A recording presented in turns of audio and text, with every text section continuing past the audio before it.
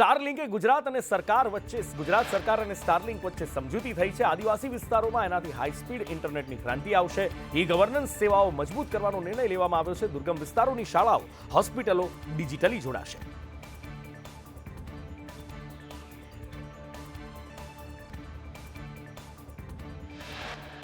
ગુજરાતના ધારાસભ્યોને મોંઘવારી નડી। ધારાસભ્યોના ભથ્થા વધારવા માટે વિધાનસભામાં બેઠક થઈ। બેઠકમાં અન્ય રાજ્યના ધારાસભ્યોના ભથ્થાની સમીક્ષા કરાઈ।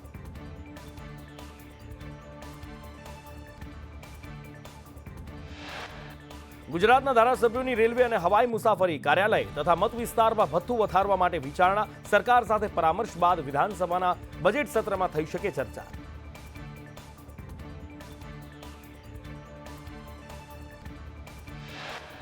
ગુજરાતમાં 20 એપ્રિલથી વસ્તી ગણતરી શરૂ થશે। 19 મે ગુજરાતની હાઉસ લિસ્ટિંગ પ્રક્રિયા કરવામાં આવશે। વસ્તી ગણતરી માટે કેન્દ્ર સરકારે સૂચના જાહેર કરી। 30 સપ્ટેમ્બર સુધી આખા દેશમાં હાઉસ લિસ્ટિંગ કરાશે।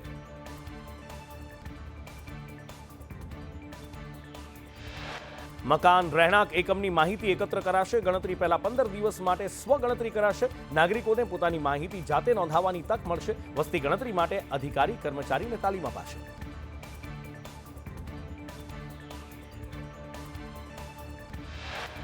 શ્રીલંકાના 5 સભ્યોનું ડેલિગેશન પહોંચ્યું ગાંધીનગર। મુખ્યમંત્રી અને નાયબ મુખ્યમંત્રીને મળવા આવ્યા શ્રીલંકન સાંસદો। બંને દેશો વચ્ચે સંબંધ મજબૂત થાય એના માટે મુલાકાત।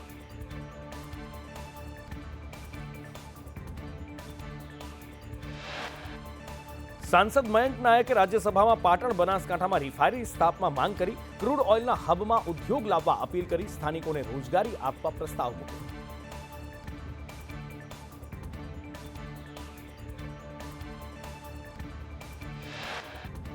નાથુરામ ગોડસેમાં નાટકની શરતોમાં નિયમો પાળવાની સ્પષ્ટ સૂચના। નાટકનું આયોજન ન કરવાની શરતે આપી મંજૂરી। નાટક અકાદમીના સભ્ય સચિવે સૂચના આપી।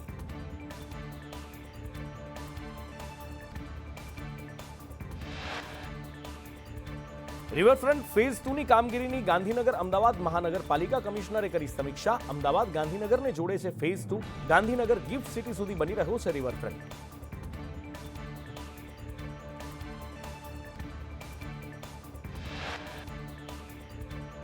અમદાવાદમાં નરોડામાં છેલ્લા 1 વર્ષથી તળાવ બંધ છે। પીપીપી મોડલ પર ચલાવવા માટે આપ્યું હતું તળાવ, બાદમાં ખંડેર બની ગયું આ તળાવ।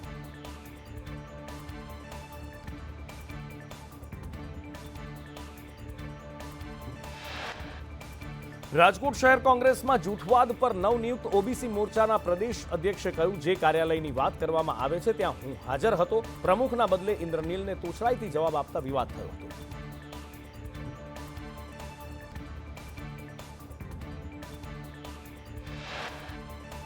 કેન્દ્રીય બજેટ પર પૂર્વ મંત્રી સ્મૃતિ ઈરાનીનું નિવેદન। સુરતના ઇન્ડસ્ટ્રીઝ ઉદ્યોગોને વડાપ્રધાન આભાર માન્યો। બજેટમાં સુરતને વિશેષ ધ્યાન આપવામાં આવ્યું છે। ક્રિએટિવ ઇકોનોમી માટે બજેટમાં પ્રાથમિકતા છે।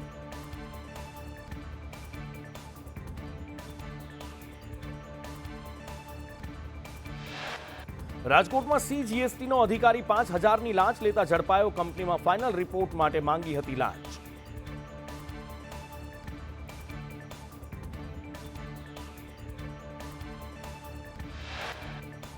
સુરતના મેયર અને સ્ટેન્ડિંગ કમિટી અધ્યક્ષને ગાંધીનગરનું તેડું। કતારગામની 3 વિવાદાસ્પદ ટીપી સ્કીમમાં ચૂંટણી પહેલા ટીપી સ્કીમનો નિવેડો લાવવા પ્રયાસ। રિઝર્વેશન ઉઠાવવાની માંગ સાથે વિરોધ।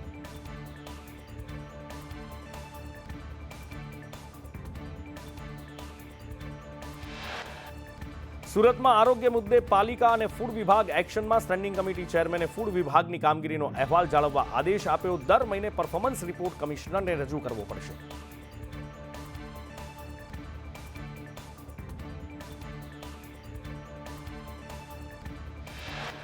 સસ્તા અનાજના દુકાનદારોનું કમિશન વધારવા રજૂઆત। મહત્તમ કમિશન 20,000થી વધારી 30,000 કરવા માંગ।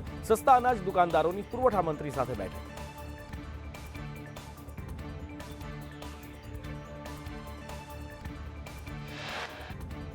મોરારી બાપુએ કહ્યું, અમેરિકાએ જાહેર કરેલા નકશામાં પીઓકે ભારતનો ભાગ છે। પાડોશી લઈ ગયેલા ભાગ આપણો છે અને આપણા નકશામાં બતાવાયો છે।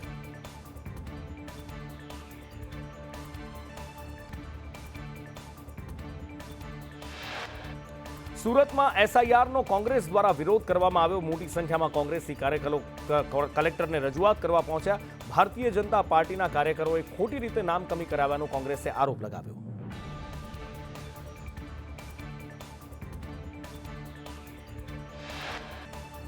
અમદાવાદ મ્યુનિસિપલ કોર્પોરેશનની પૂર્વ ઝોન ઓફિસે ઢોલ નગારા સાથે માટલા ફોડી આમ આદમી પાર્ટીએ વિરોધ કર્યો. ઓઢવની સોસાયટીમાં પીવાના પાણીમાં ગટરનું પાણી ભળી ગયું હોવાનો કર્યો દાવો.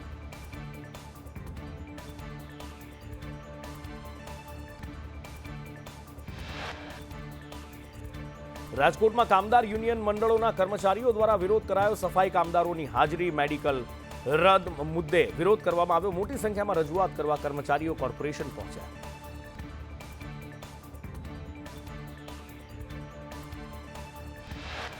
ગિરનાર પર્વત પર ઓઘડની ટૂંક પર જૈન સંપ્રદાયનો ઝંડો લગાવાતા વિવાદ. ભવનાથ પોલીસે વૈમનસ્ય ફેલાવનાર 2 લોકો સામે ફરિયાદ કરી.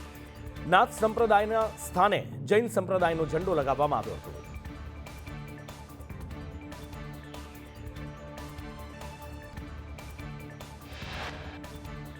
જૂનાગઢના ભવનાથના મેળામાં પાથરણાવાળા 300 વેપારીઓ હેરાન પરેશાન. વેપારીઓને વર્ષો જૂની જગ્યા પરથી હટાવાતા વિવાદ. તંત્રના કડક વલણથી મેળામાં ભારે રોષ.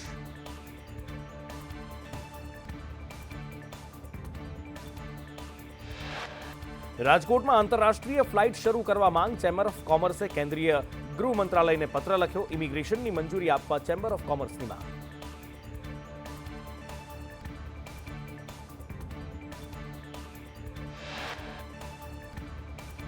અંજારમાં પોલીસે ખાસ ડ્રાઈવ કરી ગુનાહિત પ્રવૃત્તિ સાથે સંકળાયેલા લોકોની તપાસ કરાઈ. પ્રોહિબિશનના 3 કેસ, 70 વાહનમાં ચેકિંગ કરાયું.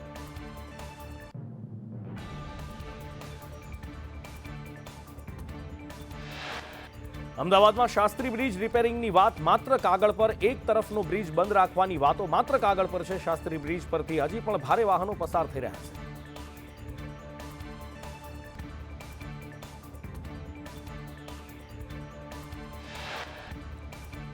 વાવ થરાદમાં કોંગ્રેસના નેતા અંગે ભુવાજીએ આગાહી કરી. કોંગ્રેસના નેતા માંગીલાલ પટેલ વિધાનસભાની ચૂંટણીમાં ટિકિટ મેળવશે એવો દાવો કરાયો. 11,000 મતોની બહુમતીથી જીતવાની પણ આગાહી કરી.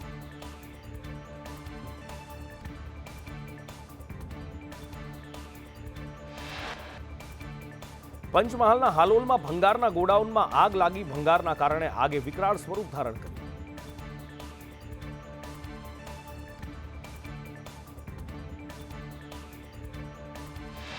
ડીસામાં ભુવાજી પર હુમલામાં 6ની ધરપકડ. શિહોરના દેવાભાઈ રબારી પર હુમલો થયો હતો. આરોપીઓને ઘટના સ્થળે લઈ જઈ રિકન્સ્ટ્રક્શન કરવામાં આવ્યું. સુરત યુવતી પર દુષ્કર્મના કેસમાં વધુ 2 આરોપીને ઝડપી પાડવામાં આવ્યા. વિડીયો ઉતારી બ્લેકમેલ કરનાર આરોપી મહુવાથી ઝડપાયો. પોલીસે આ કેસમાં 4 આરોપીઓને દબોચ્યા છે.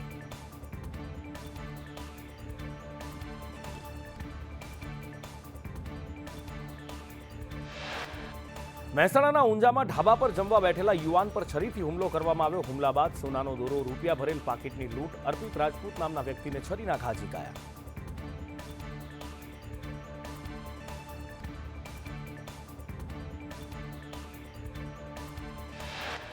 સુરતમાંથી હની ટ્રેપનો માસ્ટર માઇન્ડ કાનુ પ્રધાન ઝડપાયો. વેપારીને હની ટ્રેપમાં ફસાવી રૂપિયા પડાવ્યા હતા.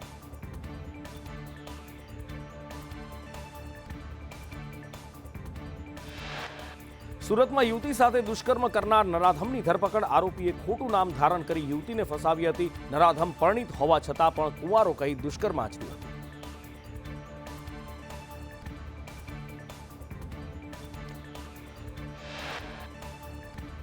ઊંઝામાં 3 કરોડના હીરાની ચોરી થઈ. હાઈકોર્ટના વકીલ સહિત 5 આરોપીઓની ધરપકડ કરવામાં આવી. પોલીસે 58 લાખનો મુદ્દામાલ જપ્ત કર્યો.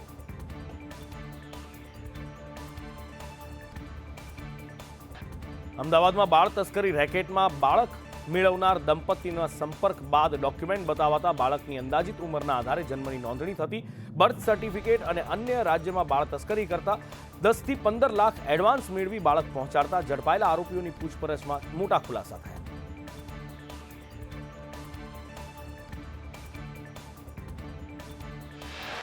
ભાવનગર પોલીસ લાઇનમાં થયેલી ચોરીનો ભેદ ઉકેલાયો. લોકલ ક્રાઇમ બ્રાન્ચે 3 આરોપી રાહુલ સોલંકી, હાર્દિક મિહિર ટાંકની ધરપકડ કરી. નેત્ર પ્રોજેક્ટના કેમેરા સહિતની વસ્તુઓની ચોરી કરી હતી.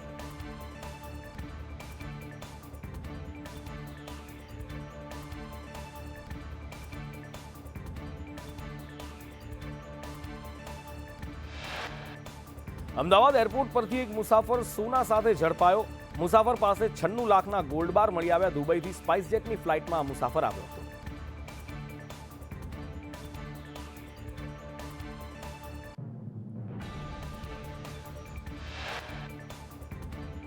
આ વ્યક્તિએ 2 ગોલ્ડ બાર બેગેજમાં કન્સીલ કરીને છુપાવ્યા હતા અને અન્ય એક ગોલ્ડ અંડરવેરની અંદર છુપાવ્યું હતું. આણંદના પેટલાદના રૂપિયાપુરા ગામે ઠાકોર સમાજના સરપંચ ઉપર થયેલા હુમલામાં ફરિયાદ દાખલ થઈ. સરપંચ રમેશ ઠાકોર ઉપર હુમલો થયો. રાજકોટ પોલીસને લોટરી લાગી. દેશી બનાવટની પિસ્તલ સાથે એક આરોપીને ઝડપી પાડવામાં આવ્યો. તપાસ કરતા ખુલાસો થયો કે આ નરાધમ દુષ્કર્મનો આરોપી છે. પરણિતાનું અપહરણ કરી દુષ્કર્મ આચર્યું હતું.